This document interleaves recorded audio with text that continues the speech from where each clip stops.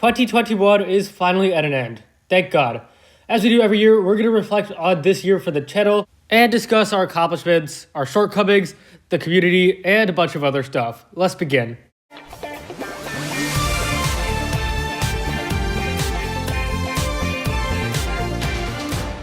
Hey guys, welcome back for the final video of 2021. Basically, we are just going to reflect on a bunch of different stuff, kind of in segments. First up, I'll probably talk about the overall state of the world and the year. We'll also talk about the channel, milestones, and the type of content I made this year. We'll also talk about the community and the overall state of Ninjago. It was obviously a very quiet year for the show. But yeah, that is pretty much going to be it. So let's begin.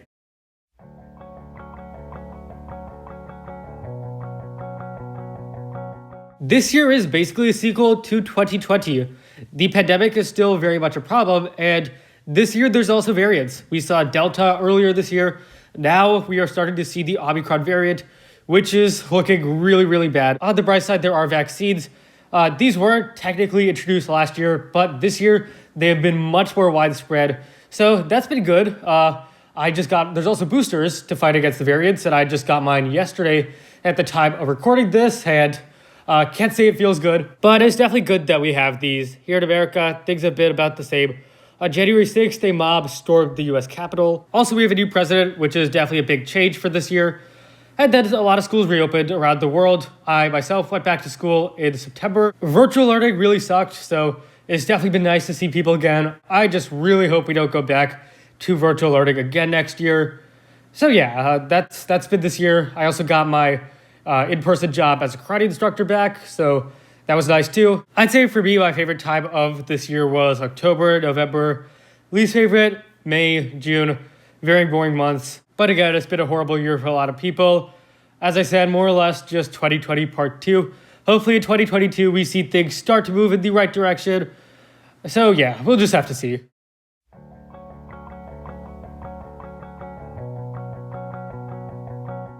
So first off, let's look at some numbers. We started off the year with about 12.3 thousand subscribers, and now in December we are ending off with about 17.4 thousand subscribers. So in total, this is about 5,000 subscribers. This is less than the net subscriber gain for last year, but it is more than 2019 and 2018. So out of our 4 years on YouTube, this would rank second. This year's biggest gains came from the release of the Island trailers and first news, and also the release of my top performing video this year, Each Ninja's Worst Enemy. And speaking of which, here is a look at the top 5 videos on the channel. At about 153,000 views, Each Ninja's Worst Enemy became my 4th most viewed video overall. Of course, the How Old video is still at the top, followed by the Infinity War trailer, and then at 5th place is the Ninjago Chiba crossover video from last May. In the 2020 year review, we set a goal of 18,000 subscribers by the end of this year. Unfortunately, we did not meet that goal, missing it by about 600 subscribers. And the thing I want to talk about to close out this segment is really the last third of this year. Starting in September, it's pretty apparent that on this channel, I've been a lot less active. I've posted less videos. December has been the most inactive month on my channel ever. Only 4 videos were posted this month. But to be honest, I'm not too surprised. Even at the end of summer, I kind of knew that my channel would get less active because I'm back in school. I'm a junior in high school now, and some of my classes have been pretty hard. But I think more importantly is that the weekends also got busier. But sometimes at the end of the school day, I just don't feel like making a video. And I think the combination of these factors is why the activity has declined. And I'm not really too sure what to expect for next year, but we'll discuss that more later on. On a different note, this summer I think went really well for the channel. This summer we were really in a Ninjago drought. There was no new information. And I think this kind of goes to show that Ninjago channels can still thrive during droughts. And I made a lot of general Ninjago content. I made a lot of videos which I really wanted to for some time. And overall, I definitely prefer to make this type of content. I think there's just way more you could do with it. So I would say I'm very proud of the videos I made over the summer. I'd say some of them are my best work. And yeah, that was 2021. We had some successes, we had some shortcomings. And now I want to specifically focus on the videos that were made this year.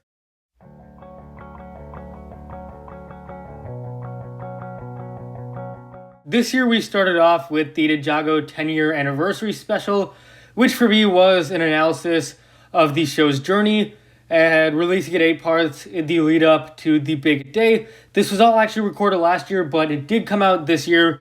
So here's a look at that. This was because of 10 seasons, but also for another reason. Unbeknownst to fans, Ninjago was about to enter yet another phase. Masters of Spijitzu was about to come to a close.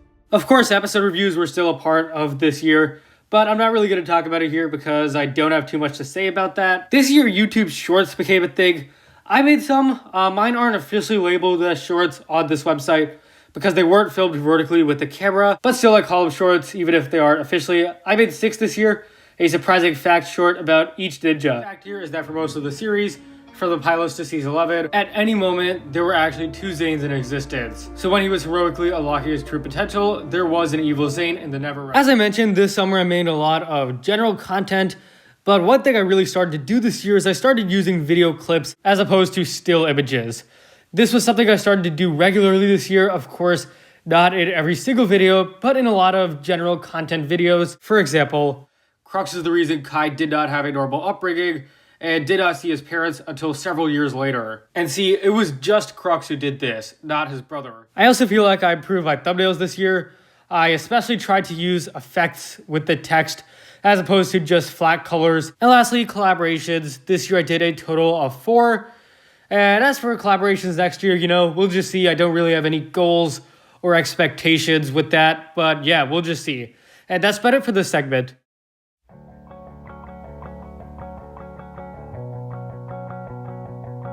So 2022 goals.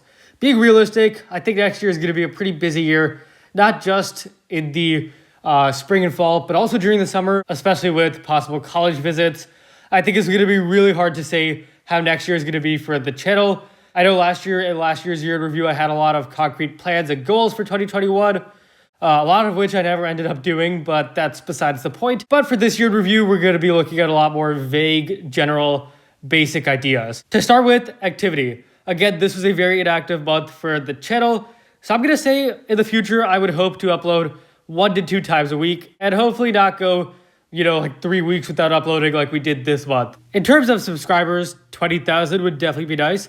I'd say that's probably going to be the goal for next year, but I've also said next year is going to be very hard to predict. So am I super confident in that goal? Not really. And for collaborations, I guess a number similar to this year would be nice, around 4 or 5. And now moving on to the final part of this video.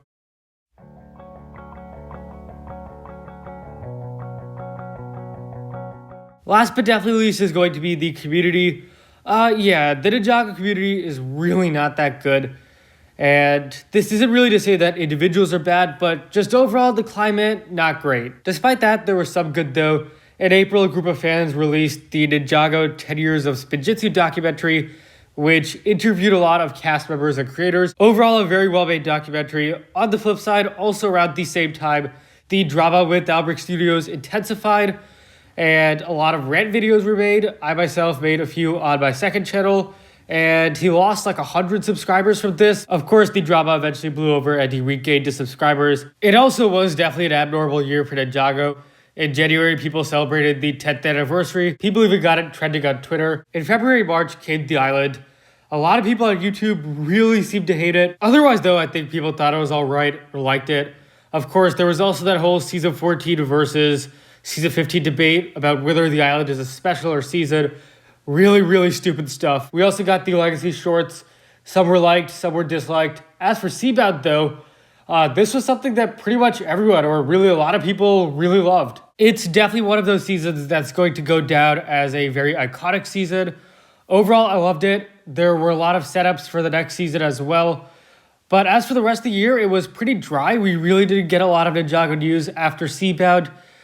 More towards the end of the year, we got some leaks for the winter 2022 wave, which should be releasing tomorrow, I think.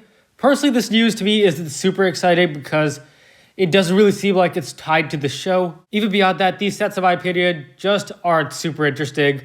But moving forward, there's a lot to anticipate for next year, especially the conclusion to the Vegstone arc, which will probably happen next year.